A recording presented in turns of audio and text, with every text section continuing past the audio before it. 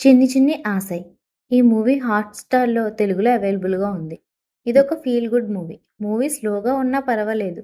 Feel బాగుంటే చాలు అనుకునే వాళ్ళకి ఈ మూవీ బాగా నచ్చుతుంది. రీసెంట్ టైమ్స్‌లో ఇదొక మంచి మూవీ. డిఫరెంట్‌గా ఉంది. నాకైతే నచ్చింది. స్పీడ్ నేరేషన్ కావాలి, కమర్షియల్ ఎలిమెంట్స్ కావాలి, ఫైట్స్ హడావిడిగా ఉండాలి అనుకుంటే ఈ మూవీ మిమ్మల్ని డిసప్పాయింట్ చేస్తుంది. ఒక ఫీల్ గుడ్ మూవీ కావాలనుకునే వాళ్ళకి మాత్రం ఈ మూవీ బాగా నచ్చుతుంది. ఈ మూవీ ఫ్యామిలీతో చూడొచ్చు. ఎలాంటి అడల్ట్ కంటెంట్ లేదు. మూవీ మొత్తం వన్ డేలో అయిపోతుంది. మూవీ స్టోరీలోకి వెళ్తే మధు గారు గ్రూప్‌తో కలిసి వారణాసి వెళ్తారు.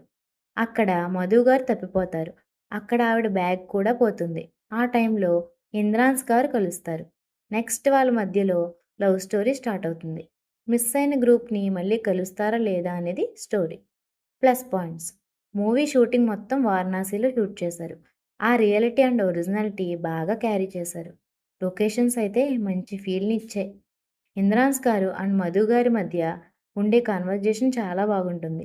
సినిమాటోగ్రఫీ అండ్ మ్యూజిక్ కూడా బాగుంది. మోక్షం కోసం చివరి శ్వాస వదలడానికి కాశీ వచ్చే ప్లేస్ కూడా చూపించారు. Minus points. మూవీ చాలా స్లోగా వెళ్తుంది. తక్కువ టైంలో ఒకరి మీద అంత నమ్మకం వస్తుందా అనిపిస్తుంది.